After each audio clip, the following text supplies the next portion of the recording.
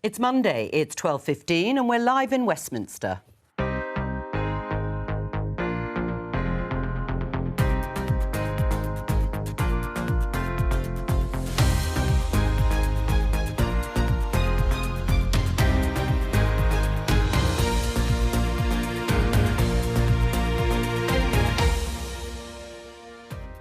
Joining me, Conservative MP Chris Skidmore, Labour MP Zara Sultana, Telegraph columnist Tim Stanley and broadcaster and commentator Ayesha Hazarika. Today, the wait for Sue Gray's report is nearly over. Will it be worth it? To be frank, the moment is not very far off.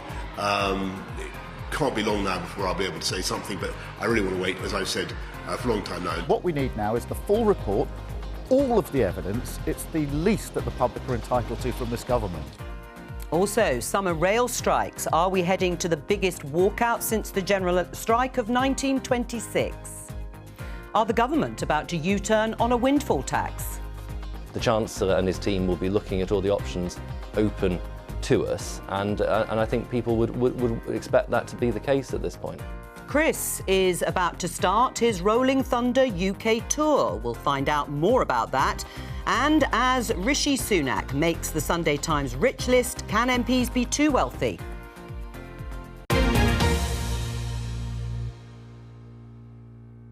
So, as you heard in the headline, Sue Gray, the senior civil servant investigating parties at Downing Street and in Whitehall, is expected to publish her report within days. So, we won't have to hear any more of this.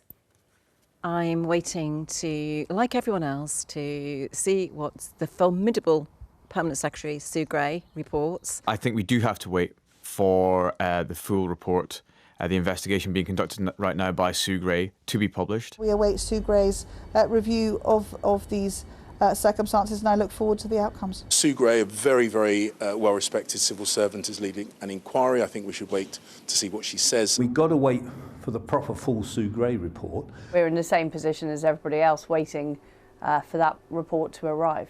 So, now we know Boris Johnson isn't going to receive any further fines from the police. Will the publication of the Sue Gray report make any difference, Chris? Well, I think, obviously, when we look at this, no one comes off, smelling of roses. I mean, we've had this sort of situation where Boris got obviously a fine for being presented with a cake. I mean, I find it slightly confusing that this was reported in the Times the day after and no one blinked an eyelid, and then it obviously came back 2 years later, and we've got this situation now where people are saying, well, you had a cake being presented to you, well, you've had a curry, you had a beer, you drank water, and it just is like a plague on all your houses, I think, when it comes to actually, we've got a war in Ukraine, we've got potentially another epidemic about to appear with monkeypox. We've got like a number of things which actually just get on with the real issues. So you're not going to read the report? Well, I mean, I'll have a look at it when it comes out. I think the issue with the report is obviously, and I'm not going to condone anything when on Downing Street, obviously there's some serious structural institutional issues that need to be resolved. But the question here, I think, is going to run on into the autumn with this parliamentary inquiry. So I think even those people saying, oh, wait for the Sue Gray report, they will now be saying, well, there's got the parliamentary inquiry is still to come. So this is going to carry on, I think, for the next couple of months. It won't change your mind, though, one way or the other? Well, I think what will be interesting about the Sue Gray report, from what I understand, is that there are potentially going to be pictures in the report. Right. And, pictures speak 1,000 words. And we saw that with Matt Hancock when obviously he came undone. And I think the public will make their mind up about the pictures. But I sort of feel the evidence as it's been presented at the moment, if, the Prime Minister's so-called, in Conor Burns' words, was ambushed by a cake. All right. And then it's not necessarily, an event and a resigning offence. But, everything could change with the pictures being revealed. Is it going to make any difference, this report? I think the public know exactly what's happened at Downing Street, and what we know is that some of the most egregious and consistent rule-breaking took place in the very place those rules were come up with and administered. So I think the public already know. I think Sue Gray's report is important, and I will read it, but I think the public know exactly where they stand when it comes to Boris Johnson. So you think everyone's sort of made up their minds ahead of this? I think it's important to look at the report. It was a fact-finding mission, but we already have the fines that were issued by the police. We know that there were 12 separate events that they investigated, over 100 fines, and this speaks to the culture of what is happening at Downing Street. But that the person that is responsible for that is right at the very top. It's the Prime Minister, who thinks that the rules don't apply to him. Will it make any difference in your mind, Tim? Will it make any difference to Boris Johnson? I'm looking forward to the photographs. It depends on how scandalous they are. I don't quite know what people are expecting. Perhaps Boris Johnson in a grass skirt pouring champagne over the glistening body of Rishi Sunak. I don't know. Rule nothing out. I don't think it's going to be Gatsby, however. I think it's going to be a very boring, might be disappointed very boring workplace event at which people happen to share a bit of cake. The purpose of this inquiry, as far as the opposition is concerned, is to bring down the Prime Minister. And the problem with Partygate is that the wider they have cast their net in the desperation to do that, the more it's actually backfired. One, because these 126 fines that have been handed out have been disproportionately given to people low down the food chain in the civil service, so that's a little bit unfair. Another, because the only person right now who seems to be in real legal jeopardy is Keir Starmer, not Boris Johnson, so that's a little embarrassing. But most of all, I think this investigation and the way it's dragged on in its tawdry way has just brought home how stupid the rules were. And if I'm angry with the government, yes, it's for breaking its own rules, but it's for setting them in the first place. Plainly, they were silly rules because the government either didn't want to uphold them or couldn't, because they were sort of inhuman. What difference do you think it will make, the Sue Gray report? Well, if any. I don't think it will make that much of a difference in terms of what you think about Boris Johnson now. We know that there are basically no circumstances under which the Prime Minister would ever resign. He will throw women and children under the bus. I mean, it literally, it's like someone said, it's like the reverse of the Titanic. It's the kind of women and the sort of junior people taking the blame for this. Possibly Simon Case will be given the Cabinet Secretary, the boot. But I do think it is quite something. I think it's not right what Chris said, oh, a plague on all your houses. Except we could end up, couldn't we, in this bizarre situation where the only person who resigns in terms of being at the top of politics could be Keir Starmer, because he says he will and if that fined. does happen, it will be a reminder that there are some decent people in politics. I mean, we live in an era of political impunity where people will say anything, do anything, throw anybody under the bus to save their skin. What they will not do is admit that they were wrong and take responsibility. And I'm afraid it is a big deal if people who make the law break the law. You might think the rules are silly, but you have to abide by them. And the people who stood in those press conferences, down the camera, warned us all about the severe consequences of not following these rules, to go and break them. That's the rule of law. If we're now saying we don't believe in the rule of law, if it's a bit silly, then I'm afraid we're off to the wacky races. Tim, are you off to the wacky But rules and the laws can be wrong. They can indeed be an ass. And yes, breaking them would mean one thing if it was breaking it in a medical environment. For instance, breaking a rule related to visiting someone in hospital. But I just don't believe that it passes a common sense test to say that it's at the same degree of significance as someone breaks it within a workplace So setting. are we now just saying that laws don't matter? If we think the law is an ass, we can Remember, just do Boris our Johnson own has thing. been fined, of course, hasn't he, Aisha, for breaking He has. the And law. by the way, if Keir Starmer does prove that he is a decent man by throwing himself under the bus, I will be impressed by that if it were not for the fact that he spent several weeks saying he did nothing wrong. So as far as he's concerned, he's done nothing wrong. So if he's then found to have done something wrong, he'll have to admit he did something wrong. Let's see what remember, the police have already investigated this, so let's see what the police come back with. All right, and let's move on and talk to Vicky Young, the BBC's deputy political editor. What are we looking at in terms of the timing of the publication of this report, Vicky? Well, we still have no set date or time, although we do expect it to be soon. And the Prime Minister himself saying the moment is not very far off, Jo, so we don't have too long to wait. But I think it's pretty clear that Sue Gray wants to get this out the way. I mean, she was ready to go with this a while ago. The choreography was always that she would wait for the Metropolitan Police to finish their investigation, and they have now done so. So I think as soon as the last touches have been put to it, then we will certainly see it. Now, there's been a lot of talk about whether there will be photos included. We know there were hundreds of photos of some of these events that took place in Downing Street and elsewhere. The question is, does she select some of those to put into this report or not? If she does, which ones does she select? Because the Metropolitan Police have not given us the detail. The detail has dripped out through various witnesses and stories appearing in papers about what went on at some of these events. Some suggestions that one ended in a brawl, that there were swings broken in the garden, all sorts of things. We know about the suitcase of drink that was taken in. But whether she goes into this detail or not, I think is what people will be looking for, the sheer scale of what went on and whether she blames anyone. And the expectation is that senior civil servants could be blamed for effectively letting the Prime Minister down. And I've spoken to senior officials who have agreed with an element of that, saying that the advice he got was not good, it was not up to standard, it's not what he could have expected. But equally, saying that actually he should have shown a bit more curiosity himself about the rules that, of course, he himself drew up. Vicky Young, thank you very much. Let's have a look at this headline and talk about something completely different. The Sunday Telegraph: Tories poised to torpedo unions after threat to bring country to a standstill. Conservative ministers are planning to break the union's stranglehold on transport and education. Zara, the RMT union has claimed a national rail strike could be the biggest in modern history, bring the country, as it says there, to a standstill. What could make that justifiable? Over the course of the pandemic, the government looked to railway workers and other key workers as the true heroes of society, keeping the country running. Now that we are past, I guess, the height of the pandemic, these are the same workers that are not getting the pay rises that they need when we have 9% inflation. Network Rail, as well as the government, have a pay freeze, and people are making decisions between heating and eating, and no one chooses to strike easily. It's not an easy decision, but we need to see pay rises across the board, and that's what is happening on our railways. Chris? I just think it's 2022 and not 1922. So basically, when we look at the concept of general strikes and holding the public to ransom, there are certain sectors where it's simply not allowed, whether that's in healthcare, critical services. Maybe we should pay them the amount that they deserve. I agree that there is a serious point around, obviously, what we do, that any government would face around 10% inflation and what this is going to mean when it comes to this sort of spiral downwards of how we cope with pay. But obviously, that's got to be paid for somehow, and that's a whole separate debate.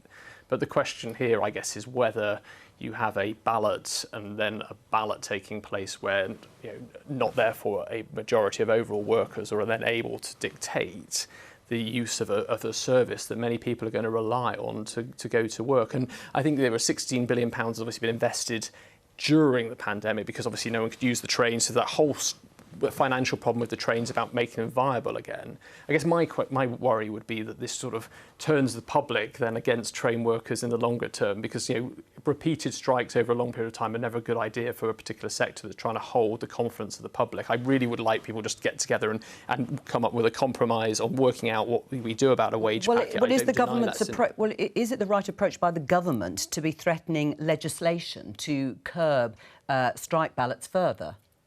Well, I don't think it's necessarily right in the modern world that we have strike ballots that threaten the day-to-day activities of the general public either. Right. Will you be supporting the strike by going out on the picket line? So I just want to come back on some points that Chris made. £500 million leaves our railways in the form of corporate profits. If we invested that in our railways, if we were able to pay staff better and actually reduce the price of fares too, which have rocketed by 30% over the last decade, we would have better services, we would be able to pay the workers better, and we wouldn't be facing this situation. But this is a combination of issues. We don't own our railways. Other governments do. We don't pay staff enough, and our ticket prices are incredibly expensive. And people going out on strike don't want to, disrupt the services. They don't want to affect people's day-to-day life. But this is what they're being forced to do. Right. Well, the ticket prices are expensive because we need to pay staff their huge wages, profits. and we've also got £500 million quid's not going to cover the remodelisation of the railways. I mean, the problem is you've got to be able to pay. This is basic economics, and like as much as I want to be able to say give as much money to people as possible, we've got to be able to afford it. And the challenge is obviously for people then to sort of say, well, we're going to up sticks and not run the service. It's just going to mean that the service is going to spiral downwards even further and potentially cut. So to say that there's a very important dimension to this which is being overlooked, which is Scotland, which is having exactly the same problem, right? That's a, if you like, left-wing nationalist government. In Scotland, the government, through a government-owned company, basically runs the railways. So it's not private companies bilking people and taking money out of the country. It's the unions versus the government. And what the Scottish government is saying is, we can't afford the pay rises that you're demanding. And in fact, many people who work on the railways are quite well paid. We're talking about drivers' salaries of around £50,000 a year. And what the Scottish Government is doing instead is cutting back services in order to keep them running, which is hurting the public. I mean, there's one service right now down from the very Highlands down to Glasgow, which is just running for one once a day at 6 in the morning. That's totally unacceptable. What's happening in that occasion is the unions really are just holding the public hostage, and they're not at war with a private company. We have some of the weakest trade union power in Western Europe. So to say that trade unions have so much power is just completely inaccurate. We don't. But we do. But we don't when it comes... It's sector by sector. And one of the reasons why those drivers are quite well paid is precisely because they have a very strong and active union that does things like this, that's protected their wages and conditions. I don't blame them for doing that. That's what unions exist to do. But governments have to look over the whole thing and say, well, if you're going to help your members but hurt the public, maybe we have to step in to help the public. Let me put this to you, Aisha, and our viewers can see it too. This is the RMT union tweeting, responding to threats to make strike action practically illegal, they say, on the railways. Our General Secretary, Mick Lynch, any attempt by Grant Shapps, the Transport Secretary, to make effective strike action illegal on the railways will be met with the fiercest resistance from RMT, rolling on in the wider trade union movement. The government need to focus all their efforts on finding a just settlement to this rail dispute, not attack the democratic rights of working people. Britain already has the worst trade union rights in Western Europe. That's echoing what Zara has just said. Where are you? If it's going to cause this level of disruption, and Tim is right in terms of the pay, it's a broad pay scale. Train driver salary ranges from £25,000 to £80,000. Clearly, that is quite a big margin. Would you support this strike action, or are you with the government? Well, I'm going to probably disappoint you saying I'm probably somewhere in the middle, and I suspect that's where most of the country is. We know that all people who work on the trains are not paid £80,000. There's a sliding scale. We know there's a cost of living crisis just on the front page of the Times newspaper here. Fuel poverty predicted to hit 40% of households. Lots of people are struggling, but lots of people also do need to get on the trains to get to work, to get their businesses, back on track. So, this is a dispute where nobody really wins. Now, I think the government wants to pivot this dispute into a sort of culture war, resurrecting the spirit of Thatcher. Let's try and smash the last bits of the unions that we can. I think that's completely the wrong thing to do. I think actually it's very regressive in a modern society to smash the trade unions. Trade unions are part of a civilised society. Often when countries start to become sort of dictatorships, trade unions, one of the first things they crack down on. But also, I think the trade unions have to understand that holding the public to ransom will probably backfire on much goodwill that people do have. There's another point as well about staffing. A lot of trains companies are looking to cut the number of actual people that they have on trains. And I think that's a great shame. We're living in an era where we're talking more about safety, particularly women's safety, having people available, human beings available to help people on a train, at a train station, whether you're someone who's been attacked on a train, whether you're somebody with a disability, you sometimes do need a human. And I think sometimes I don't totally... I think I have a lot of sympathy for what Zara's saying. I agree that it's, there are really structural economic problems with the model. Remember, the government does basically look after large sections of the railways at the moment because the model is failing. But sometimes you do think cutting back on people all the time is not the answer. Chris? Well, I just think there are elements of modernisation where people aren't needed, and it would be a mistake if you're looking to where to reinvest money, to then not take that opportunity as and when it is needed. You are going to face the advance of technology. We've seen that sort of in a number of technology won't help a woman who has been attacked on a train or is feeling worried about. It's a big issue about safety and actually having staff on the trains. Guards will help in that situation, but drivers on an entirely automated service are completely unnecessary, and in that situation wouldn't help. But lots of train services we're talking about getting rid of the guard. I agree, and I'm uncomfortable with that, but we still have drivers sitting in the cabin of an automated train. I mean, we don't need it. Well, yeah. What if that automation? It has been known for automation to fail. Shouldn't there be a human override? Right. Well, we're going to talk about this, no doubt, over the coming days and weeks. Let's turn to this headline in the Sunday Times. Rishi Sunak, the Chancellor, becomes first frontline politician to join the Sunday Times rich list. The Chancellor and his wife's wealth is estimated at £730 million. Zara, you've been tweeting about this over the weekend, saying this is the man who's refusing to do more to help struggling families, saying this week the next few months will be tough. Why does it matter if he's rich or not? If your wealth then affects the policies that you implement, then I do think that you are not in the right job. Rishi Sunak, the wealthiest member of Parliament, had a private school education, went to Oxford, became an investment banker, is married to the daughter of billionaires, has overlooked policies that have taken away the £20 uplift to universal credit, has refused to really, help people who are struggling through this cost of living crisis. So you think he can't understand the lived experience of one, he people can't understand the lived experience of working people and our communities across the country, but secondly, is making direct decisions that help the wealthiest. So over the course of the last year, this Tory government have allowed £1 million in a tax cut to bankers while reducing social security and pensions for ordinary working people and those who are receiving their pensions. So there is this direct correlation. Do you see and that? You'll see in the windfall tax policies as well. We'll come on to the windfall tax. Do you see that correlation? No, I think this was sort of the worst of Corbynista politics that took the Labour Party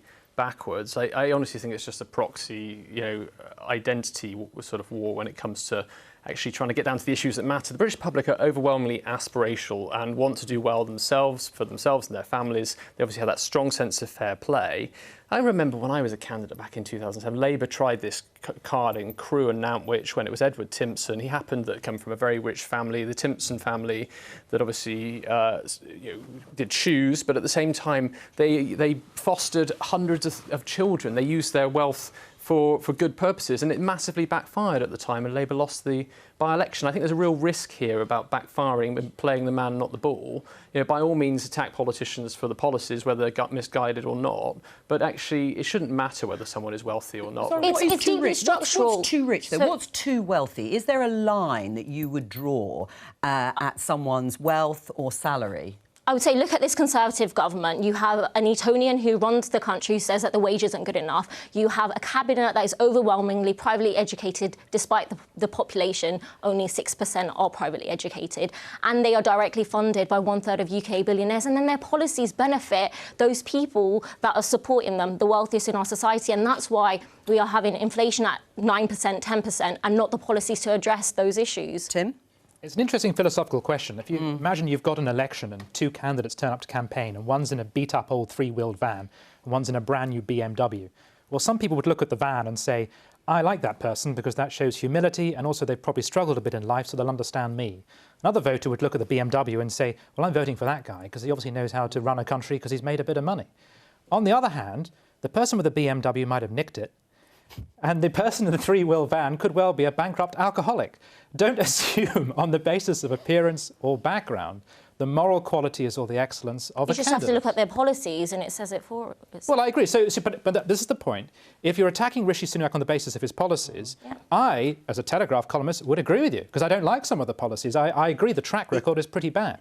But if you're attacking him on the basis of the wealth, or even, as some people have done, his wife's wealth, then I think that's unfair. Is it to do with him being rich that you don't like his politics? There's a direct correlation. Is there? So I'm trying to get who is too rich? What does it mean to be too rich to be a politician? I think if you don't understand the ordinary experiences of everyday people, then you are too rich. But does money prevent you having that understanding of a person's experience? Because many politicians have become rich. They might have come from quite humble backgrounds and beginnings, and they've made their money. Do they lose that ability to understand what struggling households are going through, Ayesha? I think the answer is yes. I think the more money and comfort and privilege we have in our lives, as much as we all want to think that we're sort of Lady Bountiful and we're massively in touch with people, we're not. I think all of us probably on this panel, let's be honest, guys, we're not going to a food bank. We're like, we're not watching. We've got to be honest about that. Having said that, does that mean that there is some fiscal bar beyond which you are not allowed to get involved in politics? No. But I do think we have to, let's just look, if you ask any normal person in the street, we're not talking... A normal person. We're not talking about a little bit of money. £730 million. Let's be honest, that has not been acquired through hard work and endeavour. That is his wife's inheritance through dividends. The point is, it's what is he doing? And I think if we had seen a Chancellor who, by the way, during the pandemic, we didn't mind about his huge eye-watering wealth. When he stepped in to pay people's wages. He was giving out the goodies, he was giving out money. But it is difficult when people are, you know, we've just seen these terrible stories about poverty left, right and centre. When he takes the decision to, for example, something really simple like the up rate of universal credit, that is such a basic thing. When he chooses to raise taxes in a way which really does affect sort of working people at the moment. Just one final quote quickly. Saying don't, play the man, not the ball, don't attack. The Prime Minister every day has a go at Keir Starmer from Islington. Keir Starmer doesn't even live in Islington. That's where Boris Johnson used to live, in Islington. But he attacks him for being a lawyer, I think, or having been a lawyer. The point that Aisha makes about having made money, you eventually do lose touch with reality if you're making so much. I should hope so. What's the point? Otherwise...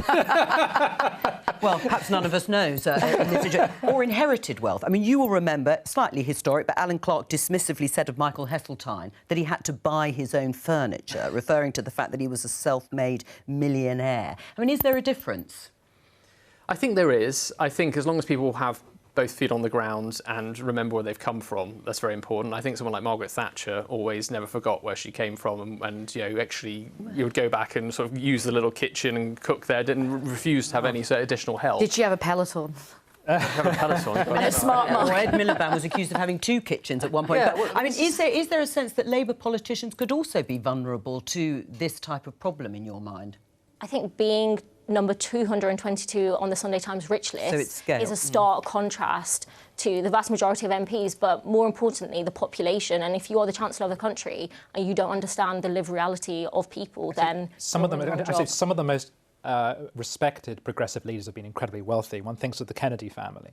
I mean, you can be a patrician and progressive. Yeah, it's quite a long time ago. Like, the Clintons are short of a few. I just think we have to be real. There is a bit of wealth, and then there is this level of wealth, which is, for most people, absolutely off the scale. All right, well, let's bring it back to reality for millions of families. As Zara was saying, it's about the policies. If we have a look at the front page of the Daily Express on cost of living, it's time for rescue plan. Rishi, energy bills to hit £3,000. This is the debate that has been raging about will they or won't they. The government announce a windfall tax, which is Labour's policy to raise about £2 billion to help struggling families. I spoke to the chief executive of E.ON, one of the UK's largest energy suppliers, yesterday, and Michael Lewis had this to say. The problem is the gas price has gone up very significantly. The gas price also drives the electricity price because the gas generation sets the price for electricity. So that's why both have gone up. So it is unprecedented, and we don't know what's going to happen in October. What we do know is that we are seeing a significant number of people in fuel poverty. That's to say more than 10% of their disposable income spent on energy, and that's risen to around 20%. And in October, our model suggests that that could rise to 40% if the government doesn't intervene in some way. Pretty serious numbers there. Chris, is it time for the government to introduce a windfall tax? Yeah, I mean, this isn't like the Sue Gray report. We can't wait till October until we find the energy price cap to go up again. I think this is probably the biggest squeeze I've seen on living standards, particularly driven by what is a cost of gas crisis this single year. And we do need to find solutions. Now, what those are, I still think is up for debate. I personally am sort of not in favour of a one-off negative sort of windfall tax. I don't think will solve some of the structural issues around actually our dependence on gas and oil. But would it solve a sort of short-term, when I say short-term, I mean certainly over the next few months? I just don't think that sort of a one-off whacking is sort of the way it's been described is very negative. What we need to think here is actually we're in an energy transition towards renewables. How, therefore, should oil and gas, as part of their own net zero transitions, take responsibility from the profits, which are sizable, and to be able to invest that, particularly in home energy efficiency schemes that would help some of the poorest, fuel-poor households in this country. It would necessarily take time, but potentially one thing you could do instantly is the green levies that are 24% of electricity costs and 8% of overall energy costs. I support those. I think they're absolutely vital for funneling direct investment into some of the red wall seats and poorest seats in the country. the energy companies, the oil and gas companies, to pay for that rather than the bill payer. That would be an instant £150 that would be able to be taken away off the bill payer and put onto the bank, the paying for the companies that could do that, today. A windfall tax. It may be a matter of when and not if the reports are to be believed, and there are splits in the cabinet on this. But Zara, will a windfall tax, which is said to raise about £2 billion, actually going to be enough? Has Labour got any other policy? I think it's a really important move, and I'm really glad to see that the government is moving in this direction, given Nadeem Zahawi said that it would be wrong, and actually energy companies were the ones that were struggling. I think it's just the first step, and actually I would argue, and the Labour Party has policy on renationalisation of energy companies, and I think that's where we should be heading, and that's what the majority of the public support as well. Last week, a Survation poll had 68% of the public supporting renationalisation. It's certainly very popular, there's no doubt, with polling companies have found amongst the public. But again, it would be one-off. It's not unconservative in the sense that it has been done by Conservative governments in the past. Why do you think the government's hesitating? Well, you say it's very popular. The one place where it doesn't seem very popular is the Cabinet. And I was really struck on Sunday by two very different front pages. The Telegraph's quoting Sajid Javid and Brendan Lewis saying they were against the idea, plus Kwesi Kwarteng's against it, Jacob Rees-Mogg is against it. But the Times' front page saying that the Prime Minister and the Chancellor are basically debating how the revenue would be used, with the Chancellor saying it should be used to try to crowbar companies into investing in North Sea, whereas the Prime Minister wants to see the money taken and put into long-term infrastructure.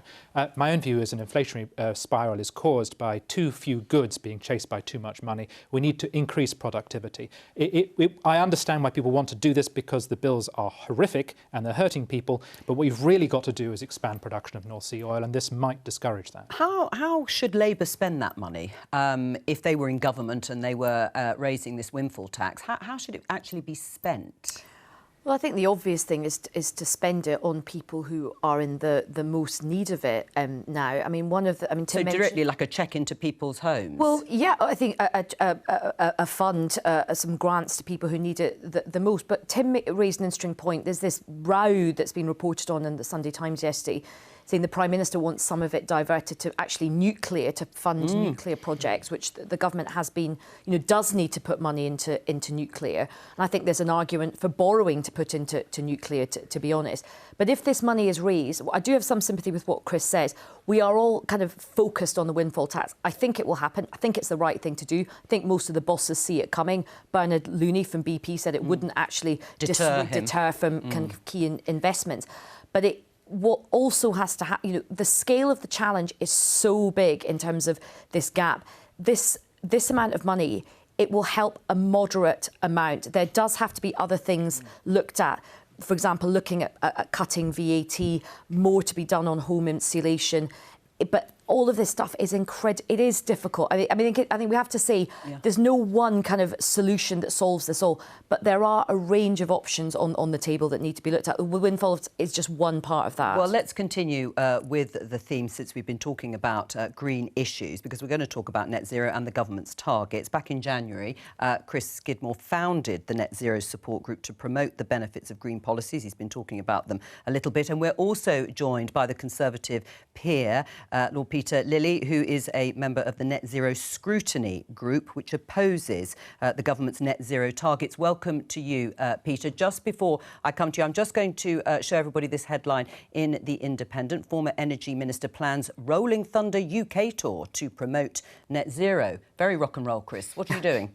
Well, I just felt that for too long, and partly actually the cost of gas crisis that's emerged on the back of the Ukraine war has continued this narrative, is that somehow going green is a cost that's got to be borne. It's going to make people poorer, that somehow it's going to, and actually there's enormous societal benefits, a transformation that needs to happen here that actually is going to benefit our economy if we're early market leaders on this. I passionately believe we can reindustrialise, communities that have been left behind in the past. There are huge opportunities for new technologies, and at the same time, as Isha said, energy efficiency measures. We're the poor man in Europe when it comes to actually looking at sort of our housing stock. And actually, if we can take net zero and insulate our houses and make this transformation work, in the long term, it will leave us warmer and richer. And I passionately believe that, which is why I'm out there to sell the benefits of net zero and not just the costs. Right, Peter Lilly, it'll leave us warmer and richer.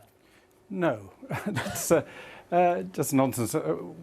Pigs might fly. We may want pigs to fly, wanting alternatives to fossil fuels to be cheaper. I want them to be, but they're not. And to the extent they are, we should use them. We should be realistic about this and take a cost-benefit approach to each measure we introduce, not some starry-eyed hope that it will all pay for itself in the future in some imaginary way. And that's what we're not doing. Indeed, I hope Chris is not one of those who actually stops us doing things which would actually reduce emissions, like producing our own natural gas rather than importing it, because importing it involves far higher emissions than if you produce it yourself. So we ought to do sensible things. Incidentally, we're not against the net zero target. We, in the net zero scrutiny group, we simply believe that measures should be only introduced if the benefits exceed the costs. And many of the proposals we've seen don't meet that requirement. Well, thank you for correcting that. You are in favour of the targets, perhaps the means of getting there. Can you persuade Peter Lilly to come on board? Well, I would say, Peter, that actually when we look at a number of these technologies and the strike price now has come down, the same argument was made on offshore wind, and now offshore wind is now at a historic low. We see that now with heat pumps are now cheaper than gas boilers, and they're still expensive, though. Well, they're still expensive, but ultimately they will save more money in the long term. And actually, the cost of gas is what's driving, people to have no money in their pockets. It's not the cost of sun going up which has gone up by 0%, or the cost of wind, which has gone up by 0% in the past sort of 6 months. They are dying industries. They're industries of the past, and we need to be able. But you're right. It's a transition. I'm not sort of saying we shouldn't be making use of the North Sea oil, which obviously we have a agreed plan to be able to see that sort of extraction run downwards. But we can't afford also to continue to invest in industries where we'll have stranded assets for the future. So I would say let's look forward to the 21st century and not back to the 20th century's past here. Peter? The government asked Professor Dieter Helm, the energy specialist at Oxford University, to look into what it was doing to meet its net zero targets. And it concluded that up to £100 billion have been wasted, largely for going prematurely to invest in technologies which hadn't matured to the point where they were cheaper than the alternative.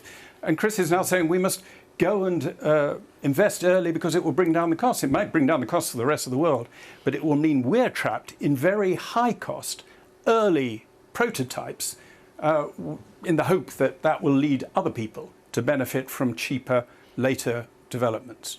And that's foolish. Right, Chris, one more. Well, I just think when we look at the geographic opportunities here, I think also, politically, electorally, you talk to any member of parliament in a red wall constituencies, they see the direct investment coming. The IPPR North that's talked about 50,000 new jobs, in the next 5 years alone. There are, we've got the national situation to worry about, which obviously is a range of energy measures that we need to put in place, including nuclear. But actually, the direct opportunity to regenerate local communities, I think is a price worth paying. But it's not just a price; it's a full-scale transformation where we will see enormous benefits, and we shouldn't just focus on the cost. All right. Well, let's bring the others in. Are they talking about a net increase in jobs? If we close down existing ways of producing energy and replace them by new ways of producing energy, if the new ways are lower cost and more efficient, there'll be a reduction in jobs. That's what efficiency means. No, these are net. If you're saying there's an increase in jobs, you're saying it's more expensive. No, you can't have it both ways. No, we have a transformation. I mean, this is the same as when you could be arguing, Peter, that we've got to keep horses on the road when actually the Ford Model 4 T car comes along. There are times in generational histories where a technology appears, and this is now. This is the time now is to move to clean sources of energy, which are homegrown, and we're not dependent on foreign sources of fossil fuel. Let me bring the others in. Zara, you must be fully supportive of everything that Chris is doing. Will you be joining the tour? I don't know much about the tool, I'm just learning about it now, but I am serious about investing in clean, green renewables. And I think the cost of living crisis just is the perfect example of this. If we had invested in these green technologies that Chris is talking about, we would be able to address some of these issues if we actually had some of the manufacturing of solar panels, of wind turbines that would create those jobs that we desperately need. Do you agree that successive governments have failed when it's come to developing nuclear, for example? I think that has to be looked at as a broad range of policies. But in particular, I think this government is far too concerned about opening new coal mines, further work in the North Sea, and I don't think that's the approach if we are going to net zero. Tim, where are you? Well, I think Chris is right. In the future, renewables will be abundant and cheap, but it's a question of how one gets there and the cost of doing so. There is a transition that has to take place, and fossil fuels will play a role in that transition as you make the move. Nuclear will play a role, but also it's going to be very, very expensive, and the costs are going to be passed on to the taxpayer and to the consumer. They already are being so. And my concern is I don't think governments have been entirely honest about that. And when that finally hits home, they're going to face a great deal of resistance, because in the last sort of 10 years, politicians got this idea in their head that going green is indeed easy, that it's a way of transforming the economy, that it revitalises young people's interest in politics, etc. It's a win-win. It can actually save the old politics if the main parties just jump on this bandwagon. But actually, there are costs which are now being directly passed on to people. And do you agree there hasn't been complete honesty about perhaps the sacrifices that people may have to make? Well, I think most people are cognizant of that, and most people recognise that there's sacrifices being made right now, but staying with the status quo. I think it's really interesting how climate change is now not just something that young people care about. People of all genders. I mean, just look at the Australian election, well, I was just going to which really did end up being a bit of a climate change. But I applaud Chris. I think it's good that Chris is getting on his tour bus. I hope it's electric, fully electric. And I think it is important to go out and make the case that it's the right thing to do for climate change, which is not some distant thing on the horizon. I mean, we are facing this now. But I think the innovation is exciting. I think the job prospects are exciting. I think the kind of skills uplift it could give to this country, productivity. I think we could be real leaders in this, but it does take government intervention as well as partnership with the private sectors and universities and innovators to get there. Peter, do you agree? Well, we've been at the forefront of the move to renewables for 25 years. How many turbines have we exported? I don't know. Well, quite. but they've been talking about us being getting jobs. We'll only get net jobs if we become exporters to the rest of the world. Even the Germans have just closed down their wind fan But isn't the key word factory. here, Peter, transition? Oh, yes. And if you can find cost-effective ways of transitioning, that is fine. But you have to be realistic and abandon virtue-seeking. All right. We're going to need natural gas for a long while. Let's produce our own rather than import it. Except, Aisha mentioned the Australian election, which was interesting. You've written about it, Tim, in this reference here. Green radicals are ravaging mainstream parties. I mean, broadly, you actually think that mainstream parties will suffer if they don't actually take on this mantle? It's a bit of both. Scott Morrison, the leader of the Liberals, very much allied his party to the fossil fuel industry, and as a result won over a lot of working-class Labour voters. But in the last election, he suffered a rebellion inside the party, the so-called Teal independents, who were essentially conservative but green, and they ran as independents and they helped defeat him. So you'd imagine this all plays into the hands of the Australian Labour Party. Well, yes and no, because during the election, the Australian Labour Party didn't have that much to say about the climate. I mean, it said it would go further, faster than the Liberals, but it played down the issue slightly, and the leader even said that he would open new coal mines if necessary. Why? Because he's trying to win back their equivalent of the Red Wall and those working-class voters. And what happened to the left-wing vote? Well, it fractured slightly because the Greens did very, very well. So I think you're going to see the emergence of a sort of green rump within Western politics, which is going to attach itself limpet-like to various coalitions. And the problem with that is it's going to hold those governing parties that would like a majority but are not quite going to be able to get one. It's going to hold them to very, very strict targets. I think it's a different scenario in the UK. I mean, Ben Houchen, won his seat off Labour as the Conservative mayor for Teesside, and then has now came back with a 70% majority on the back of net zero Teesside and being absolutely certain about his vision. And I think that's the question. You can't compromise. You've got to be able to say, this is what I'm going to do for the local population. That's why I'd also say local devolution is really important. Yeah, 20 seconds, go for it. I think it's not quite fair to say Labour had a terrible night in Australia because there is now a Labour Prime Minister. Yeah, I didn't say that. And it could well be that actually I think it's a good thing that the Greens are having much more influence, and it's going to be interesting to see how that affects our politics here. Labour's vote slightly fell on the first preference vote. But as you say, he's the Prime Minister. Albanese. Yeah, exactly. Absolutely. Well, that's usually what we need if you're actually standing a victory. Peter Lilly, thank you, and thank you to all of our guests for joining me today. I'll be back tomorrow at 12:15. Bye-bye.